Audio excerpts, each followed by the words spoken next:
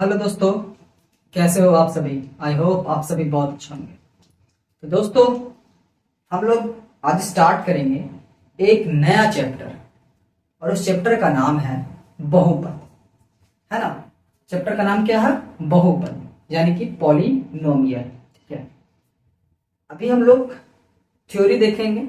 ठीक है, और इस थ्योरी को आप लोग अगर मिस करते हैं तो हो सकता है कि आप लोग एमसीक्यू जो आते हैं, टिक द करेक्ट ऑप्शन जिसको बोलते हैं, यानी कि वस्तुनिष्ठ प्रश्न, उसमें से बहुत सारे क्वेश्चंस को गलत कर देंगे या तो फिर छोड़ के आएंगे। लेकिन इसे पूरा अंत तक देखने के बाद ये मेरा दावा है कि आप लोग बहुपद का एक क्वेश्चंस भी वस्तुनिष्ठ प्रश्न से बिल्कुल भी नहीं छोड़ेंगे। ठीक है, और सब का सब सही करके आएंगे। क्यों? क्योंकि आज का जो थ्योरी है वो आपके बोर्ड एग्जाम्स में आने वाले जितने भी सवाल हैं उन सभी को नजर में रख करके ही उस तरह का थ्योरी को बनाने का कोशिश किया। और बिना थ्योरी के मैथ्स पढ़ना मतलब बेवकूफी है। क्यों? क्योंकि अगर थ्योरी आप छोड़ोगे तो कॉन्सेप्ट छोड़ दोगे, और कॉन्सेप्ट गया यानी मैथ आपका गया।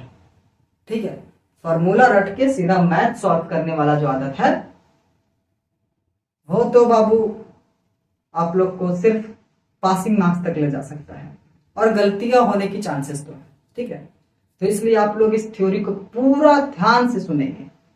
ठीक है, उसके बाद आप लोग जाइएगा पॉलिनोमियल से एमसीक्यू जितने भी होंगे पॉलिनोमियल्स में, उन सभी को आप लोग धुआं धुआं करके आने वाले। ठीक है, तो चलिए देखते हैं आज के थ्योरी में क्या सीखेंगे।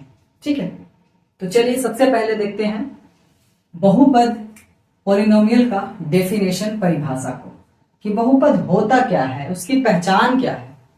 परिभाषा में पहचान ही को जानेंगे ना कि आखिर वो होता क्या है। तो आइए, बोलता है कि बहुपद एक ऐसा बीजीय अभिव्यक्ति है। क्या है? बीजीय अभिव्यक्ति है, यानी अलजेब्रिक एक्सप्रेशन है। अल्जेब्रिक बीजीय मतलब ABCD उसमें रहेगा।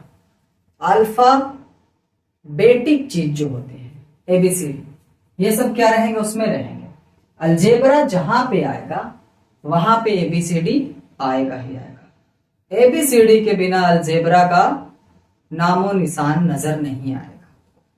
ठीक है, तो सबसे पहली बात कि क्या है, बहुपद एक ऐसा बीजीय अभिव्यक्ति है, यानी कि अलजेब्रिक एक्सप्रेशन है, जिसमें संख्याओं, क्या बोल रहा है, जिसमें संख्याओं और चर यानी XYZ बोले ना ABCD का योग, घटाव, गुना आदि की क्या होती है, संक्रियाएं होती है, यानी कि इसकी ऑपरेशंस होती है ना। यानी कि ABCD रहेगा, उसका जोड़, घटाव, गुणा, भागा, ये सारे चीज होंगे इसमें। ठीक है, और उसमें एक बात है कि चर के घात जो होंगे, चर के घात जो होंगे, ठीक है, जिसको बोलते हैं आप लोग, क्या बोलते हैं, वेरिएबल। चर मतलब वेरिएबल, चर मतलब वेरिएबल। वेरिएबल के जो पावर होंगे, डिग्री होंगे, वो क्या होंगे, धनात्मक पूर्णांक होंगे। धनात्मक पूर्णांक होंगे, सिर्फ और सिर्फ धनात्मक पूर्णांक होंगे। ध्यान देंगे एकदम ध्यान से, धनात्मक पूर्णांक होंगे। और धनात्मक पूर्णांक होता क्या है, ये आप लोगों को चैप्टर 1 में ही हमने समझा दिया, फिर भी मैं कोशिश करता हूं बताने को। ठीक है, धनात्मक पूर्णांक वैसी संख्या होती है, धनात्मक पूर्णांक वैसी संख्या होती है जिसमें सिर्फ और सिर्फ धन की संख्या होती है, ना तो उसमें भिन्न की संख्या आएगी, ना ही उसमें रूट आएगा, ना ही उसमें ऋणात्मक संख्या यानी कि माइनस की संख्या आएगी, है ना। यानी कि अगर मैं बोलूं धनात्मक पूर्णांक क्या है, तो आप लोग सीधा समझेंगे कि 1 2 3 4 एकदम सादा सादी रहेगा। ठीक है, उसमें रूट वाला संख्या नहीं रहेगा, माइनस वाला संख्या नहीं रहेगा। ठीक है, भिन्न वाला संख्या नहीं रहेगा। क्या? यानी कि चर के ऊपर जो घात रहेगा उस पे ये सब चीजें नहीं रहेगी। तो रहेगी क्या? रहेगी हमारी 1 2 3 4 5 6 7 8 9 10, ये सब रहेगा, है ना। रूट वाला संख्या, माइनस वाला संख्या और भिन्न वाला संख्या क्या? बिल्कुल भी नहीं रहेगी। किस पे? तो चर के घात के ऊपर। किसके? चर के घात के ऊपर, यानी कि वेरिएबल के पावर जो होंगे वो सिर्फ और सिर्फ क्या होंगे? तो नन नेगेटिव इंटीजर होंगे, यानी कि धनात्मक पूर्णांक। ठीक है, समझ में आ रही बात? आइए एग्जाम्पल से समझते हैं। जैसे देखो 5x² माइनस 2x प्लस 7। अब देखो ये क्या है? ये क्या है? तो बहुपद है। x प्लस 1 बहुपद है। 3x³ minus 6x² plus 2x minus 6, ये क्या है? बहुपद है। अब देखो बच्चों, इसका जो घात है दो, ये क्या है? सादा सादी है, पूर्णांक में है। ये क्या? √2, सॉरी 2 जो है वो रूट में है, माइनस में है, भिन्न में है? नहीं है। इसमें से देखो जिसका भी पावर है वो क्या रूट में, माइनस में या भिन्न में है? नहीं है। अगर भिन्न में, रूट में, माइनस में रहता तो क्या होता? वो पूर्णांक, वो क्या होता? बहुपद नहीं कहलाता, है ना। सपोज देखो, जैसे मान के चलो कि हमने दिया, ठीक है, कि x का पावर √5 माइनस 3x प्लस 2, तो ये क्या है? के बहुपद होंगे? बिल्कुल नहीं होंगे। क्यों? क्योंकि इसका जो पावर है वो क्या है? √5 है। ठीक है, सपोज जैसे मान लो, एक और देता हूं मैं, ठीक है। इसे मान के चलो 5x² minus 3x minus 1 plus 2, ऐसे। तो क्या ये पूर्णांक, ये जो मैंने दे रखा है एक्सप्रेशन, ये क्या एक बहुपद है? है। देखो तो यहाँ पे जो है ये पूरा गोटा गोटा है ना। ठीक है, यानी कि ये क्या धनात्मक पूर्णांक है। लेकिन यहाँ पे देखो क्या आ गया? इसका घात माइनस में आ गया, तो ये भी एक नहीं होगा। समझ में आ रही बात? देखेंगे सारे घात, सभी जो भी मतलब कि चर होगा, जो भी वेरिएबल होगा, उसके पावर को देखोगे। ठीक है, पावर को देखोगे, पावर में देखोगे कि हाँ भैया कैसा पावर है, तो पावर नेगेटिव में है, रूट में है या फ्रैक्शन में है, तो वो क्या होगा? पॉलिनोमियल नहीं होगा। ठीक है, कोई दिक्कत? समझ में आई बात? नहीं। चलिए अब देखिए, इसका जो मूल्य रूप होता है वो क्या होता है? तो मूल्य रूप जो होता है उसको हम लोग px से डिनोट करते हैं। ठीक है, इसका नोटेशन जो होता है बहुपद का, उसको कैसे नोट करते हैं? तो हम लोग मानते हैं p for polynomial of x। इसको क्या बोलते हैं? पॉलिनोमियल ऑफ x, मतलब कि x के फॉर्म में सब कुछ होगा। ठीक है, अगर p a है तो मतलब कि a के फॉर्म में होगा। p u है, इसका मतलब u के फॉर्म में सब होगा। ठीक है, ये क्या है? नोटेशन है। ये क्या है? नोटेशन है। ठीक है, ये क्या है? नोटेशन है। ठीक है, इसका स्टैंडर्ड फॉर्म कैसा होता है? तो स्टैंडर्ड फॉर्म थोड़ा सा लेंदी लग रहा है आप लोग को। ठीक है, तो आप लोग चाहो तो नोट्स कर लो, नहीं तो नहीं भी करोगे तो कोई दिक्कत नहीं है। इस चीज को ध्यान देना करें। ठीक है, जैसे बोले px के फॉर्म में, px के फॉर्म में अगर कोई बहुपद लिखा हुआ है, ठीक है, तो उसमें क्या होगा? जितने भी वेरिएबल होंगे, जितने भी चर होंगे एबीसीडी में, वो सब क्या होंगे? एक्स होंगे। जैसे मान के चलो 5x² माइनस 2x माइनस 7। ठीक है, ये क्या है? x के फॉर्म में। देखो क्या है? x के फॉर्म में है ना, है ना। अगर इसको हम a के फॉर्म में लिखे तो क्या होगा? 5a² minus 2a minus 7। ठीक है, u के फॉर्म में लिखे तो क्या होगा? 5a², सॉरी u है ना, 5u² माइनस 2u माइनस 7। ठीक है, ऐसे होगा। ठीक है, समझ में आ रही बात? कोई दिक्कत? कोई दिक्कत नहीं। जैसे एक्स ए यू, मतलब यहाँ पे अगर कोई एबीसीडी आ रहा है तो इसका मतलब क्या है कि ये जो एक्सप्रेशन आएगी हमारी, जो बहुपद लिखाएगी, वो क्या होगा? अगर एक्स यहाँ पे तो एक्स के फॉर्म में रहेगा, ए रहेगा तो क्या होगा? ए के फॉर्म में रहेगा, यू रहेगा तो यू के फॉर्म में, टी रहेगा टी के फॉर्म में रहेगा। समझ में आ रही बात? समझ में आ रही? चलो सही है। ठीक है, अब देखो थोड़ा सा मैं एक सवाल करता हूं, ठीक है, उसका जवाब आप लोग देने का कोशिश करोगे। ठीक है, जवाब दोगे। जैसे मान के चलो आप लोगों को मैं 4 ऑप्शन देता हूं। ठीक है, 4 ऑप्शन देता हूं।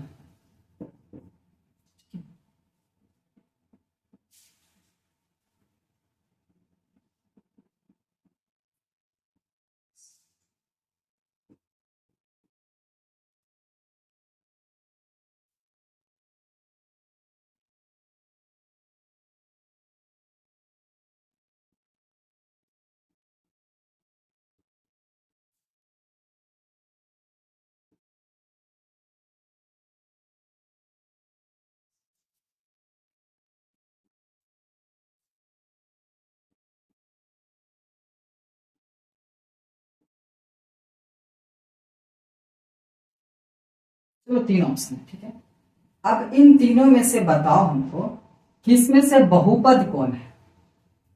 5x² माइनस 7x के पावर -1 -2 है, या फिर 3x³ माइनस 5x के पावर √2 प्लस 5x है, या फिर सी वाला 7x माइनस 5x² माइनस 3 है। कौन है? तो सबसे पहले क्या चेक करोगे, पावर कैसा है। पावर एकदम शुद्ध है, एकदम प्योर है, पूर्णांक संख्या धनात्मक पूर्णांक की नहीं है। तो सबसे पहले ये तो धनात्मक पूर्णांक है, चलो ठीक है। इसका क्या है, तो इसका पावर भैया माइनस में आ गया, तो इसका मतलब हुआ कि ये हमारा बहुपद नहीं होगा। बी में इसका तो भैया प्योर एकदम है, लेकिन यहाँ पे देखिए भैया √2 आ गया, यानी ये भी नहीं होगा। ठीक है, इसमें देखो, इसमें क्या है, प्योर है, इसके ऊपर भी एकदम प्योर धनात्मक पूर्णांक है, तो इसका मतलब है कि ये हमारा बहुपद हो जाएगा। ठीक है, समझ में आ गया, बहुपद पहचान लेंगे। ठीक है, अब हाँ एक चीज और, इससे क्वेश्चंस आते हैं, ध्यान से क्वेश्चन इससे आते हैं। ठीक है, बोलेगा कि बताओ निम्नलिखित में से कौन बहुपद है, तो आप लोग को फिर जाकर के चेक करना होगा। इसी तरह से रहेगा, किसी में -1 रहेगा, किसी में रूट चढ़ा रहेगा, किसी में फ्रैक्शन रहेगा, आप लोग फंस जाओगे। ठीक है, अगर नहीं आएगा तो इसलिए मैं बोल रहा हूँ थ्योरी ध्यान से देखेंगे। ठीक है, कोई दिक्कत नहीं। अब देखो, बहुपद का जो मूल्य रूप होता है वो होता है, आपको दिया रहेगा क्यों, कितना कैसा बहुपद है उसके हिसाब से। तो उससे पहले हम लोग सीखते हैं बहुपद के प्रकार को, बहुपद के टाइप्स को, पॉलिनोमियल्स के टाइप्स को। ये कितने तरह के, तो ये बहुत तरह के हो सकते हैं। ठीक है, लेकिन हम लोग बेसिकली 4 तरह का पढ़ेंगे। कितने तरह का?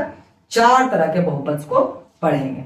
सबसे पहले जो है वो है शून्य बहुपद यानी कि 0 पॉलिनोमियल, दूसरा है रैखिक बहुपद यानी लीनियर पॉलिनोमियल, तीसरा है द्विघात बहुपद यानी कि क्वाड्रेटिक पॉलिनोमियल, और चौथा है त्रिघात बहुपद यानी कि क्यूबिक पॉलिनोमियल। ठीक है, अब इन चारों को देखोगे गौर से ना, तो इसमें सिर्फ एक ही शब्द को चेंज किया गया है और आप लोग पहचान लोगे, नाम से पहचानोगे। ठीक है, शून्य, अब देखो इसका जो क्लासिफिकेशन हुआ है बहुपद का, वो उसके घात के ऊपर डिपेंड करके किया गया। क्या कि उसके सर पे कितना घात है, उसके हिसाब से इसको हम लोग पहचानेंगे कौन सा बहुपद है।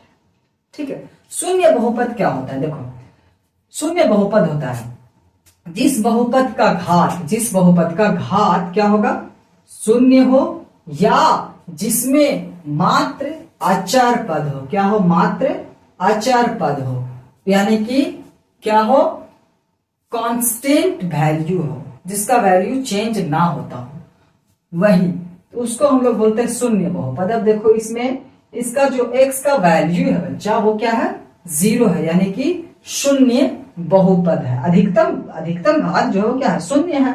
दूसरा देखो 0, दूसरा वाला जो मैं यहाँ पे नंबर लिखा हूं, ये क्या है, सिर्फ एक अचर बहुपद। अगर बोले कि 5 एक बहुपद है, तो बोलोगे यस है। कैसा बहुपद है? तो भैया ये शून्य बहुपद है। कैसा बहुपद है? तो ये एक शून्य बहुपद है। समझ में आई बात है? चलो ठीक है, अगला है रैखिक बहुपद। रैखिक बहुपद क्या, आप लोग के बुक में ना इसको नहीं पढ़ाया गया, लेकिन मैं इसे आप लोगों को इंट्रोड्यूस करवा दे रहा हूं। ठीक है, समझ में आई बात, मैं इससे आप लोग को अवगत करा। इसको क्या है, आपके बुक में पढ़ाया नहीं गया, ये गलत नहीं है, ये पढ़ाया नहीं गया आपके बुक में। ठीक है, आइए पहले दूसरा है रैखिक बहुपद। रैखिक बहुपद होता क्या है, लीनियर पॉलिनोमियल की पहचान क्या है, तो बोलता है जिस बहुपद में घात की संख्या 1 हो, यानी कि घात की संख्या, अधिकतम घात की संख्या जो रहेगी वो 1 रहेगी।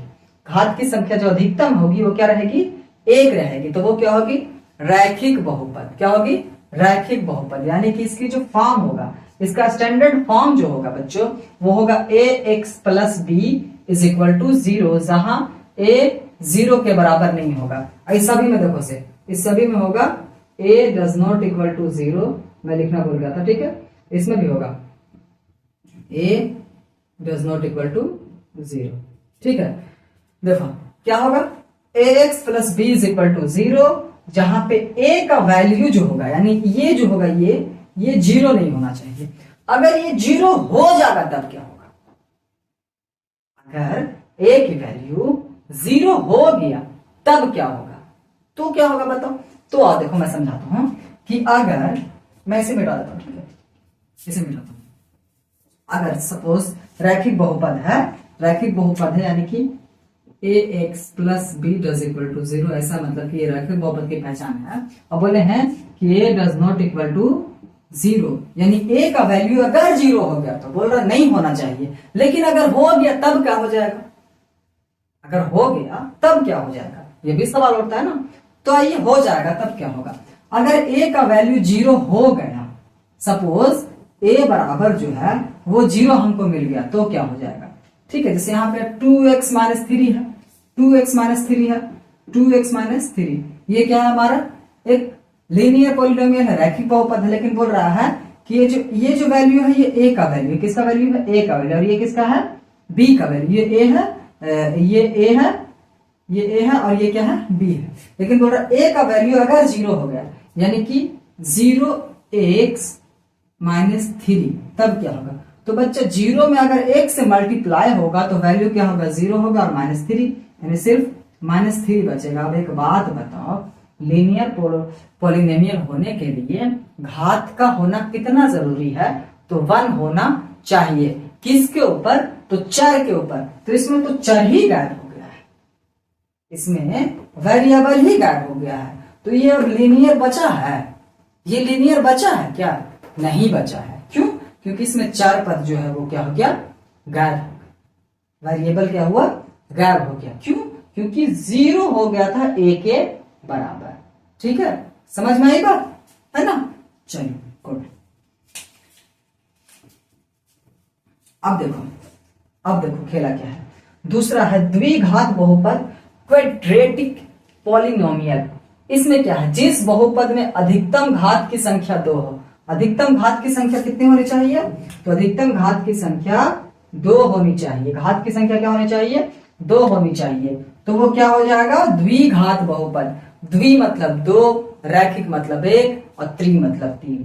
रैखिक मतलब 1, द्वि मतलब 2, त्रि मतलब 3। रैखिक मतलब 1, द्वि मतलब 2, त्रि मतलब 3। ठीक है, याद कर लो, कोई कुछ नहीं बोलेगा। ठीक है, याद कर लो। ठीक है, द्विघात बहुपद क्वाड्रेटिक पॉलिनोमियल। जिस बहुपद में अधिकतम घात की संख्या 2 हो उसे हम लोग बोलते हैं द्विघात बहुपद। लेकिन कंडीशन ये है कि अगर ये फॉर्म इस तरह से ax² plus bx plus c is equal to 0, तो होना ये होगा कि a बराबर जो होगा वो 0 नहीं होना चाहिए। अगर इस फॉर्म में है तो a बराबर 0 नहीं होना चाहिए। क्यों नहीं होना चाहिए, अगर हो जाएगा तो क्या होगा, वो भी आप लोग को भी बताया ना कि चेंज हो जाता है। क्या होता है, वो चेंज हो जाता है। जैसे देखो 5x² माइनस 2x माइनस 7, इसका अधिकतम घात कितना है, इसका अधिकतम घात कितना बोलो, तो इसका अधिकतम घात भैया 2 है, तो ये द्विघात हो गया। y² माइनस 4 है, यानी अधिकतम घात 2 है, तो क्या हो गया।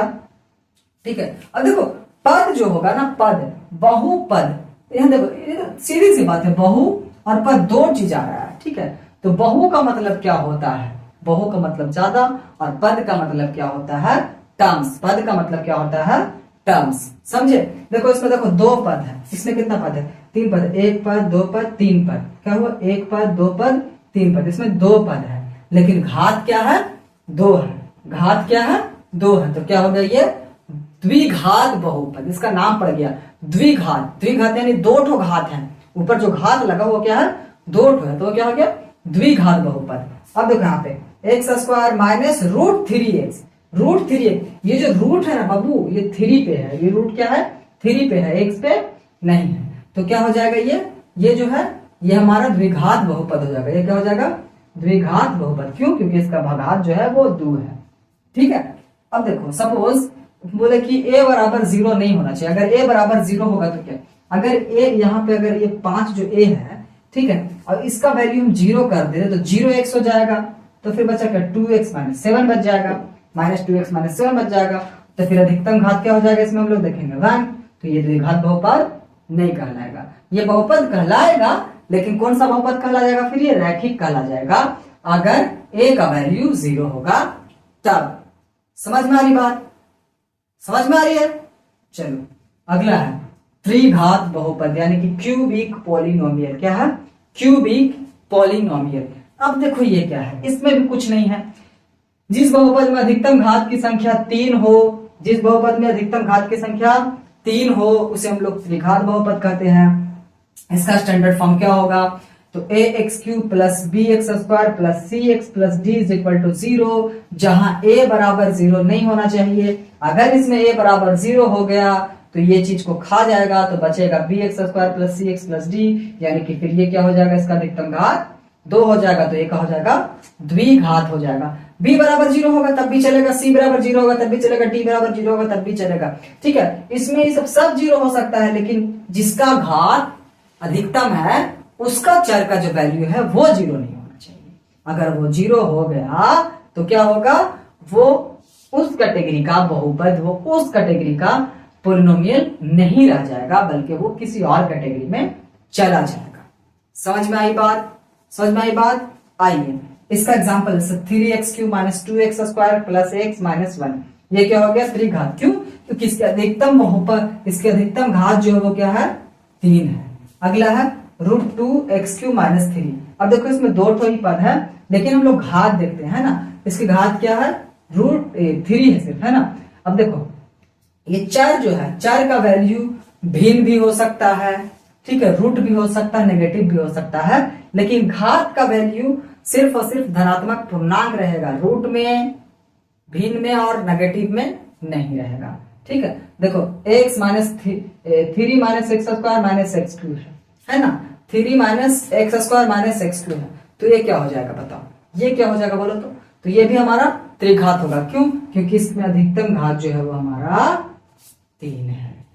ठीक है, समझ में आई बात, है ना। चलो आप लोग अभी प्रकार देख लिए हो, डेफिनेशन देख लिए हो, नोटेशन देख लिए हो, है ना।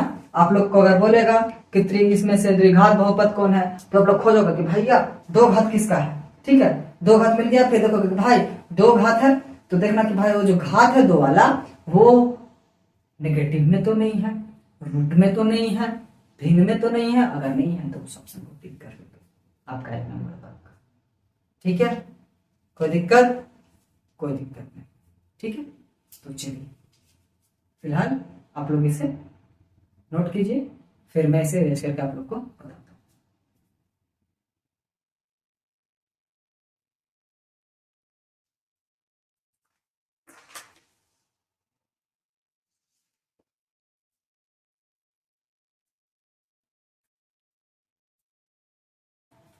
तो आइए दोस्तों, बढ़ते अपने अगले टॉपिक पे। हमारा अगला टॉपिक क्या है? अब देखो मैं जो अभी आप लोगों को टॉपिक्स बताने वाला हूं, जो चीज, उससे आपके 2 मार्क्स के सवाल बनते हैं, यानी कि 2 नंबर के जो सवाल आते हैं वो इन टॉपिक से आते हैं आपके बहुपद में, और 1 नंबर में भी पूछ लेता है। ठीक है, 1 नंबर में भी इससे पूछ लेता है। ठीक है, तो घबराएंगे नहीं, बस छोटे छोटे से जो बात है, बेसिक बेसिक, उसे ध्यान में देंगे, आपके 1 नंबर भी सॉल्व होंगे और 2 नंबर के भी सवाल सॉल्व होंगे।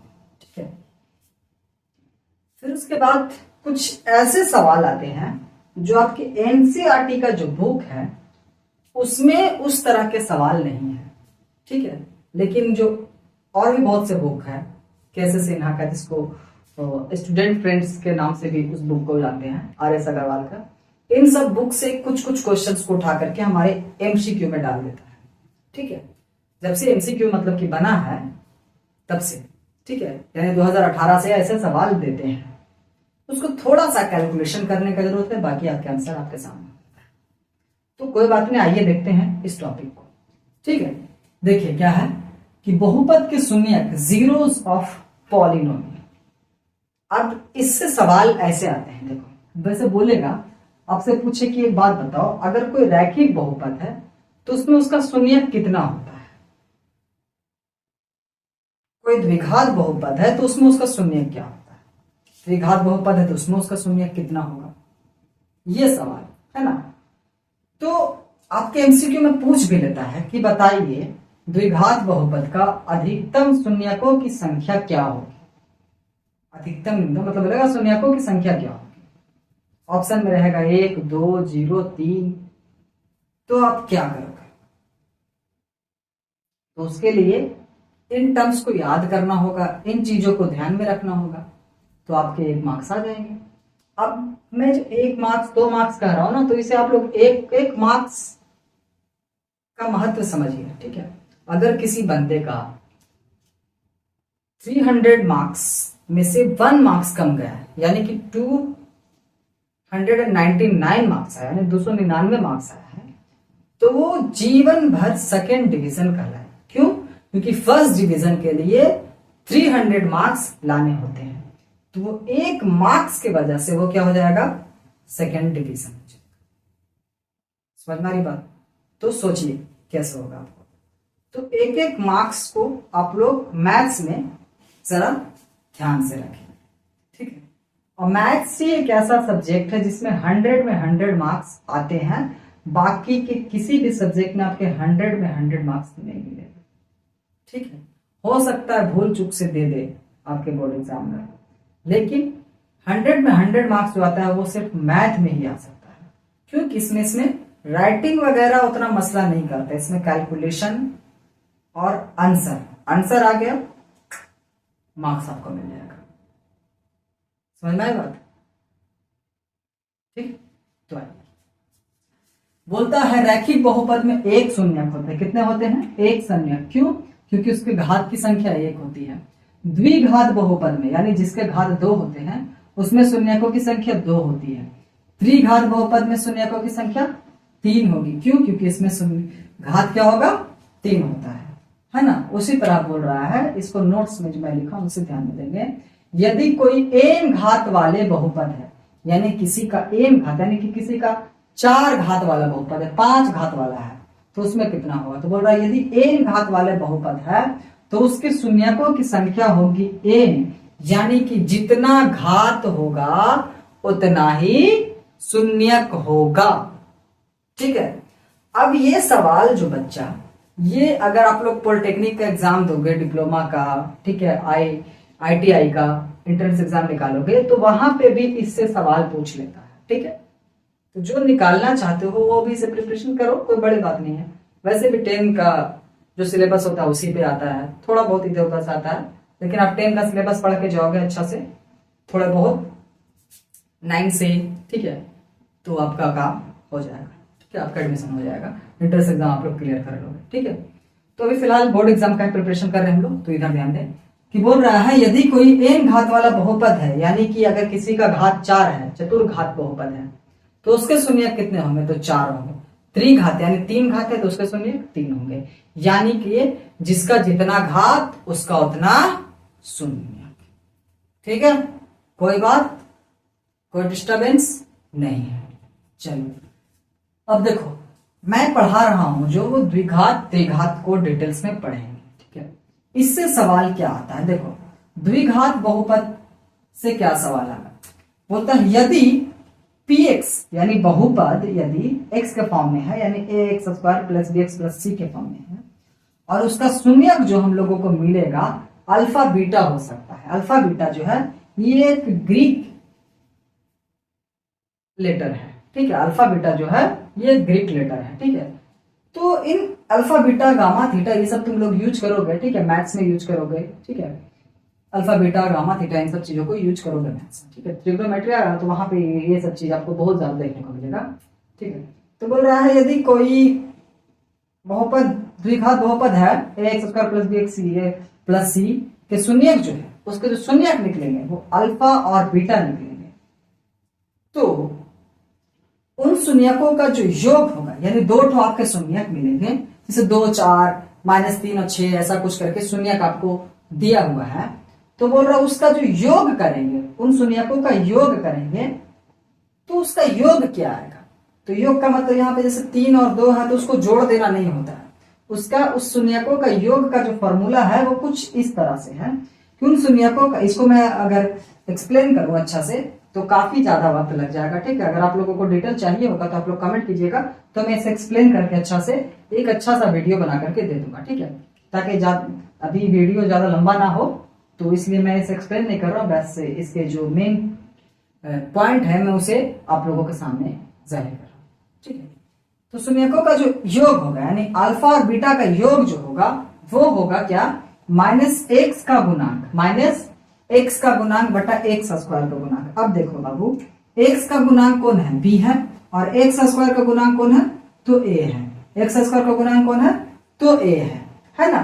तो बोल रहा है माइनस एक्स का गुणांक, तो माइनस एक्स का गुणांक जो बी वैल्यू रहेगा तो बी का बैठा देंगे, माइनस रहेगा, ठीक है। और एक्स स्क्वायर का गुणांक तो ए है, तो ए यहाँ पे बैठा देंगे, ठीक है। इसके क्वेश्चंस कैसे आएंगे वो भी मैं अभी एक तो मैं सॉल्व करके बताऊंगा, आप लोग को समझ में आएगा, फॉर्मूला से थोड़ा सा नहीं समझ में आ रहा होगा, ठीक है, कोई बात नहीं। अब बोल रहा शून्यकों का गुणनफल द्विघात बहुपद में, ध्यान देना, द्विघात बहुपद में शून्यकों का गुणनफल, क्योंकि द्विघात बहुपद में कितने शून्यक हो गए, दो हो गए, तो दो यहाँ पे अल्फा बीटा। तो शून्यकों का गुणनफल क्या होगा, तो गुणनफल होगा अचर पद, क्या होगा, अचर पद और एक्स स्क्वायर का गुणांक, यानी कि गुणनफल लोग शून्यकों का गुणनफल यानी कि शून्यक ए अल्फा और शून्यक बीटा को जब हम गुना करते हैं तो उसका आंसर हम लोग को मिलेगा सी बाई ए, यानी सी का वैल्यू और ए का वैल्यू, यानी सी का वैल्यू और ए का वैल्यू, ठीक है। फॉर्मूला समझ में नहीं आया, कोई बात नहीं आने दो, अभी मैथ्स करेंगे उससे समझ में आ जाएगा, ठीक है, कोई बात नहीं, जाओ मत आओ, अभी मैथ्स करेंगे, ठीक है। देखो तो मैं इसे इरेज करता हूं, ठीक है, मैं इसे इरेज करता हूं, यहां पे मैथ सॉल्व करूंगा, ठीक है। देखो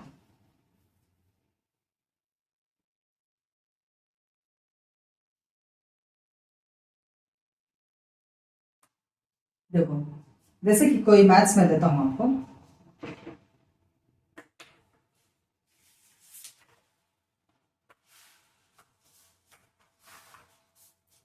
सपोज मान के चलिए कि एक मैथ्स है 5x स्क्वायर माइनस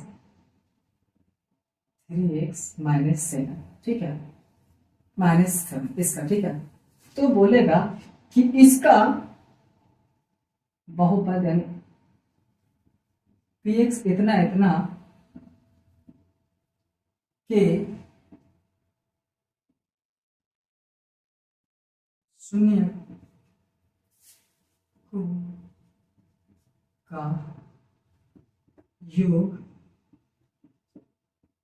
और गुणनफल निकालना बोलेगा, क्या बोलेगा, गुणनफल ज्ञात करें, ठीक है। बोल रहा है कि एक तो बहुपद दिया हुआ है आपको ये वाला, ठीक है, इसके जो शून्यक है उसका योग और गुणनफल निकालने बोला, क्या बोला है, तो योग निकालने बोला और क्या बोला है, गुणनफल, यानी योगफल और गुणनफल निकालने बोला। तो कैसे निकालेंगे, तो सीधी सी बात है बच्चा कि ये जो हमारा मैथ है 5x square minus 3x minus 7, उसमें a का वैल्यू कौन होगा, तो ये हमारा इसके फॉर्म में है, देखो तो ax square plus bx plus c के फॉर्म में है कि नहीं है ना, हाँ बिल्कुल है। तो a का वैल्यू क्या हो जाएगा, ध्यान से देंगे, ये जो हो जाएगा वो हमारा a का वैल्यू हो जाएगा, ये हो जाएगा b का वैल्यू और ये हो जाएगा c का वैल्यू, क्या हो जाएगा, c का वैल्यू, ऐसे सजा देंगे, कोई बात नहीं सर। अब देखो बाबू, हम बोले योग बनाना है, तो शून्यकों का योग क्या होता है, यानी कि अल्फा प्लस बीटा का वैल्यू क्या होता है, माइनस बी बाई ए होता है सर, है ना, होता है ना। तो कुछ नहीं, जो b का मान है वो b के पास बैठा दो, a का मान को a के पास बैठा दो, ठीक है। तो देखो हम लोग करते हैं अल्फा बीटा, तो माइनस ये फॉर्मूला वाला और b का वैल्यू क्या है, तो -3 है, साइन के साथ लेंगे, क्या लेंगे, साइन के साथ लेंगे, -3 है ना, तो -3 और a का वैल्यू तो 5 है, ये माइनस कहां से, तो ये माइनस इस फॉर्मूला से और ये -3 इसका b का वैल्यू था, है ना। अब देखो माइनस में माइनस से मल्टीप्लाई करते हैं तो पॉजिटिव हो जाएगा और नीचे यहाँ पे 5, ये हो जाएगा आपका आंसर जो कि योगफल के लिए होगा। अब गुणनफल के लिए, गुणनफल बोल रहा है ना, गुणनफल बोल रहा है यानी अल्फा इंटू बीटा निकालना, क्या निकालना है, अल्फा इंटू बीटा, तो क्या होता है, तो भैया c बाई ए होता है, ये फॉर्मूला होता है ना, c बाई ए होता है, हम लोग को पता चल जाएगा। अब देखो c का वैल्यू क्या है, तो c का वैल्यू -7 है, साइन के साथ लेंगे, ठीक है, -7 है, तो -7 और a का वैल्यू तो 5, a का वैल्यू 5 है ना, देखो तो a का वैल्यू 5 है, c का वैल्यू ये है ना। तो ये हो गया आपका यहाँ पे आंसर। ठीक है, ये हो गया आपका यहाँ पे आंसर। ठीक है, समझ में आई बात है ना। तो चलिए आप लोग इसे मैं इरेज करता हूं। ठीक है, उसके बाद आप लोग को एक क्वेश्चन दूंगा, लेक्चर खत्म होने के बाद क्वेश्चन दे दूंगा, आप लोगों से सॉल्व कीजिएगा। नहीं तो फिर बेटर होगा कि मैं आप लोगों को जो डीपीपी में बनाया हूं वो भेज दूंगा, उससे आप लोग कर लीजिएगा। ठीक है, चलिए मैं इसे इरेज करता हूं।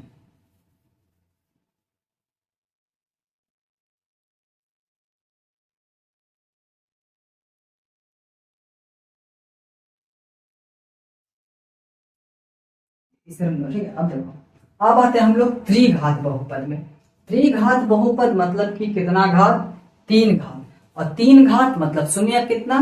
तो जितना घात उतना शून्य। घात 3 शून्य 3, घात 3 शून्य 3, घात 2 शून्य 2, घात 4 शून्य 4, घात 1 शून्य 1, घात 0 यानी शून्य 0।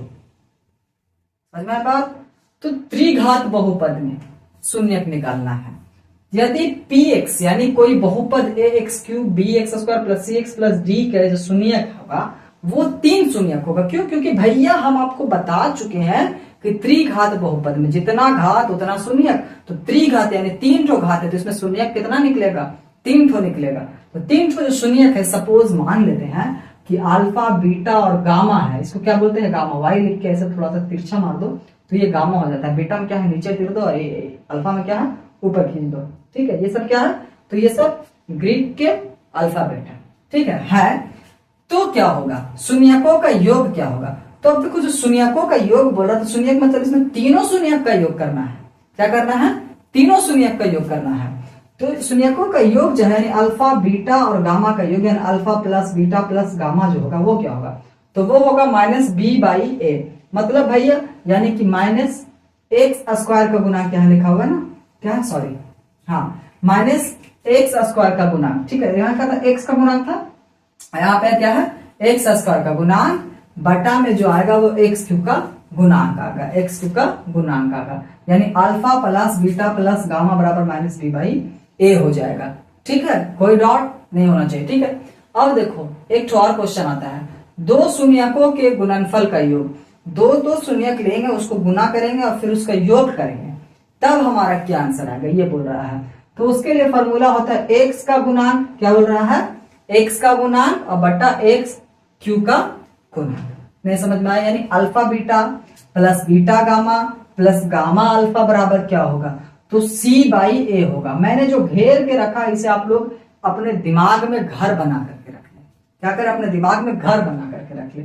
ठीक है, तभी आप लोग इसको टच कर पाएंगे, सही बना के आ पाएंगे। और बड़ा इजी है यार, इसमें कुछ करना है, 2-4 मैथ्स को प्रैक्टिस करो, आपके दिमाग में सारा फॉर्मूला बैठ जाएंगे, इसमें कुछ नहीं है। ठीक है, दो शून्यकों का गुणनफल करना था। ठीक है, तो क्या हो जाएगा? c/a हो जाएगा। अब बोल रहा शून्यकों का गुणनफल, तो शून्यकों का गुणनफल यानी कि तीनों शून्यक को गुणन कर देंगे, यानी alpha into beta into gamma, alpha into beta into gamma बराबर क्या होता है? तो d/a, यानी कि माइनस अचर पद, ध्यान देंगे, माइनस अचर पद बटा x³ का गुणांक, बटा x³ का गुणांक। ठीक है, ये फॉर्मूला समझ में नहीं आया सर? कोई बात नहीं, नहीं समझ में आया, नहीं समझ में आया, हम आप लोगों को मैथ के जरिए समझाएंगे। कैसा रहेगा? तो आइए एक मैथ्स में ले लेता हूं। ठीक है, सपोज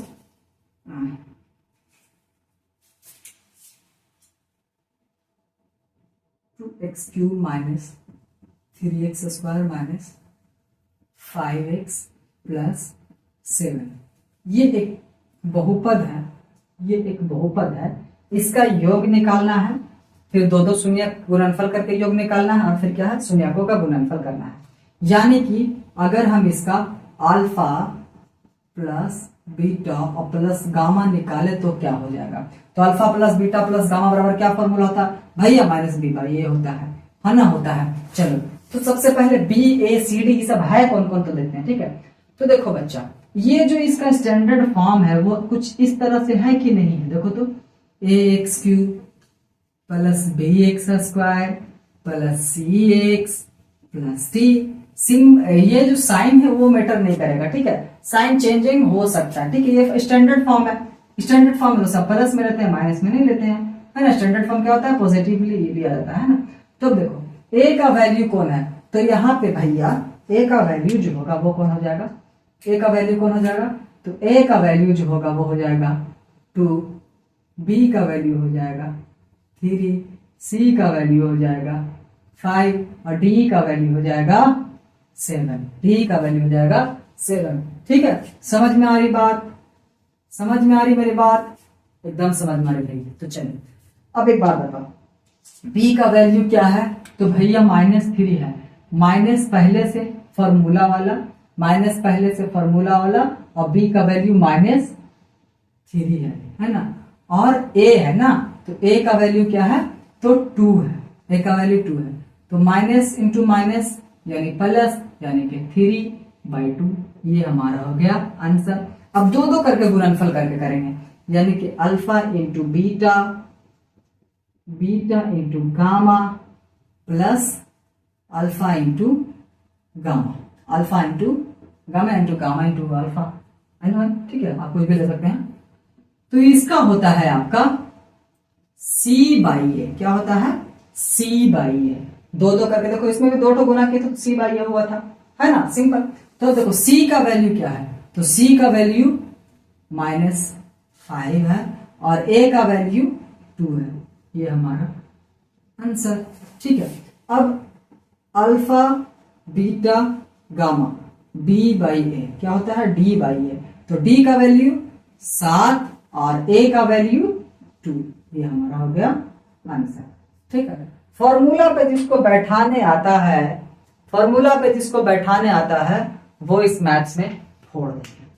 ठीक है, तो अभी हम लोगों ने द्विघात बहुपद के शून्यकों के बारे में देख लिया, त्रिघात बहुपद को देख लिया, इसके डेफिनेशंस को, इसके टाइप्स को देखे हैं, जिसमें हम लोग कहां कहां पे टच करेंगे। तो भैया हम लोग 2 नंबर और 1 नंबर वाले सवाल को ना धुआं कर देंगे, कोई बात नहीं, धुआं आप लोग कर देंगे। लेकिन बहुपद में एक टॉपिक और है जिसे मैं डिटेल्स में पढ़ाना चाहूंगा।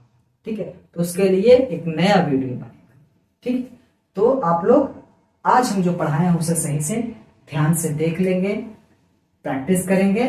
ठीक है, तो चलिए आज का वीडियो जो है बच्चा यहीं पे समाप्त करते हैं। थैंक यू सो मच, जय हिंद।